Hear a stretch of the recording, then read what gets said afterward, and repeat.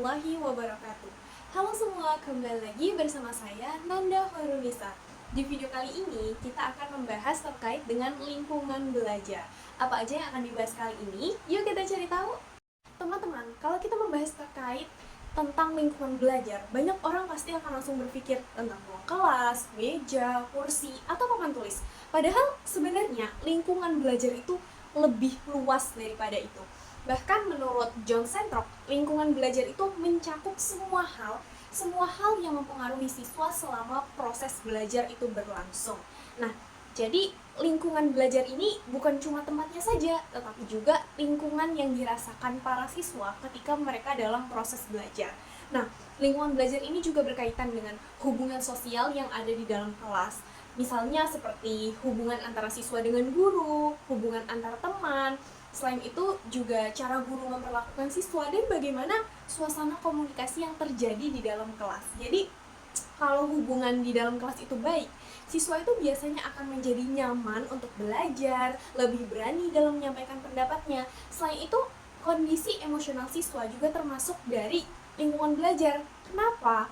Karena siswa yang merasa aman, dihargai, dan merasa didukung, biasanya dia akan lebih fokus saat belajar. Sebaliknya, kalau siswa itu merasa takut, merasa malu, merasa tertekan, mereka akan kesulitan memahami pelajaran yang diberikan. Jadi, lingkungan belajar itu bukan hanya tentang tempatnya, tetapi tentang bagaimana suasana dan perasaan siswa saat belajar. Nah, lingkungan belajar ini terdiri dari beberapa komponen penting yang saling berhubungan satu sama lain. Komponen yang pertama adalah lingkungan fisik. Nah, lingkungan fisik ini lingkungan belajar yang kita bayangkan seperti ruang kelas, meja, kursi, dan fasilitas belajar lainnya. Lingkungan fisik yang nyaman itu akan membuat para siswa itu lebih fokus dalam belajar karena merasa nyaman. Komponen yang kedua adalah lingkungan sosial, yaitu hubungan antara siswa dengan guru maupun hubungan antar siswa. Jadi, ketika hubungan sosial itu baik, itu akan bisa membuat suasana kelas itu jadi lebih nyaman, lebih menyenangkan. Akhirnya, siswa juga jadi lebih mudah bekerja sama dengan temannya karena memiliki hubungan yang baik. Selanjutnya terdapat lingkungan emosional, yaitu suasana perasaan yang dirasakan siswa saat belajar. Jadi ketika belajar, siswa itu perlu merasa nyaman, merasa aman, merasa didukung, merasa dipercaya. Akhirnya mereka akan percaya diri ketika belajar. Karena jika kondisi emosional siswa itu buruk, ia akan menjadi tidak nyaman. Komponen yang terakhir adalah lingkungan budaya. Ini sangat penting juga. Kenapa? Karena setiap siswa itu memiliki latar belakang budaya yang berbeda. Sehingga sebagai pengajar, guru itu perlu menghargai perbedaan tersebut. Ketika dihargai, siswa itu akan merasa diterima. Akhirnya, ia merasa memiliki kesempatan yang sama untuk berkembang karena ia merasa nyaman dan diterima. Di dalam belajar, teman-teman, penataan kelas ternyata punya pengaruh besar terhadap suasana belajar siswa. Model yang pertama terdapat auditorium, yaitu posisi di mana ketika semua siswa menghadap ke depan, ke arah gurunya. Nah, model ini tuh biasanya digunakan saat guru sedang menjelaskan materi. Karena semua siswa menghadap ke depan, perhatian akhirnya hanya fokus pada penjelasan gurunya. Kemudian model yang kedua, ada model face to face. Jadi ini adalah posisi duduk siswa itu saling berhadapan. Nah, model ini membuat siswa itu lebih mudah berbicara, mudah berdiskusi dengan teman-temannya. Jadi karena itu, model ini biasanya digunakan ketika ada kegiatan diskusi atau kegiatan tanya jawab antar siswa, jadi belajar jadi lebih aktif. Kemudian ada juga gaya offset, yaitu posisi duduk kelompok kecil tetapi tidak terlalu saling berhadapan. Nah, ini digunakan untuk kerja kelompok kecil. Kenapa? Karena suasananya lebih tenang dan siswa tetap bisa fokus belajar. Ada juga model seminar, yaitu posisi duduk membentuk seperti huruf U. Jadi supaya siswa dan guru itu bisa berdiskusi jadi lebih nyaman.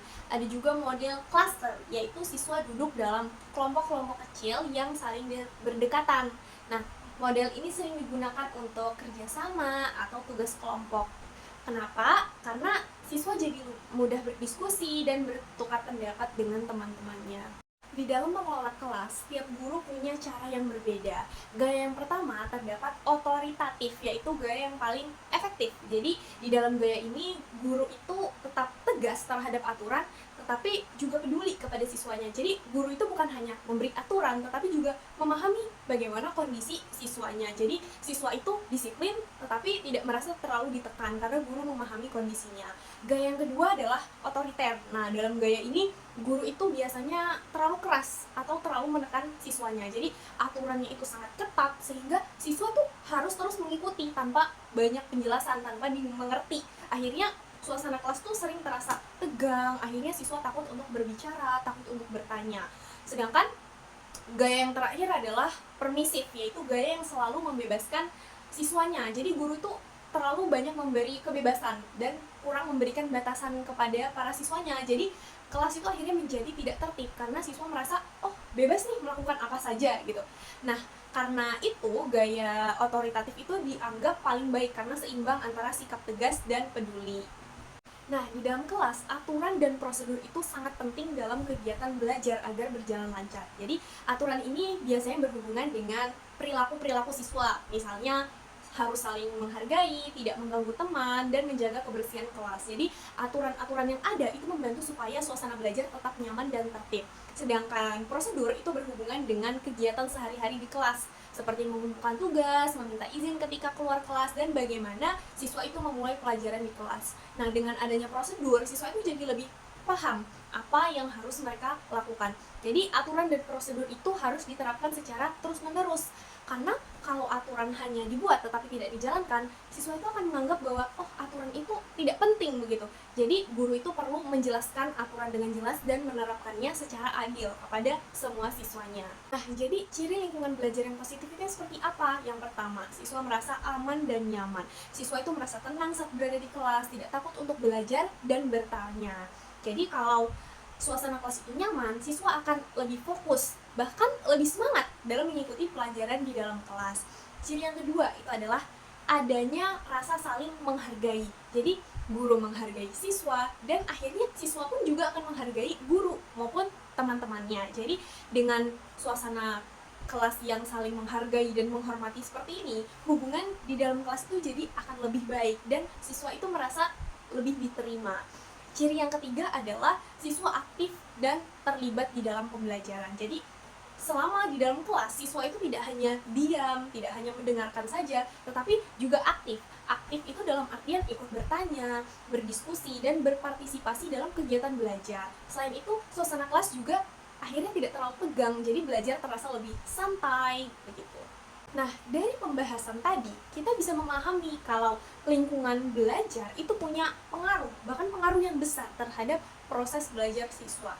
Jadi, lingkungan belajar itu bukan hanya tentang adanya ruang kelas, tetapi juga hubungan sosial, kondisi emosional, bahkan latar belakang budaya para siswanya. Jadi, kalau lingkungan belajar itu dibuat menyenangkan, dibuat nyaman dan positif, akhirnya itu akan berdampak. Siswa akan lebih bersemangat, lebih aktif, dan akhirnya ia akan lebih mudah berkembang. Nah, karena itu peran pengajar itu sangat penting dan besar dalam menciptakan suasana belajar yang aman, nyaman, dan mendukung. Akhirnya pembelajaran akan berjalan lebih efektif.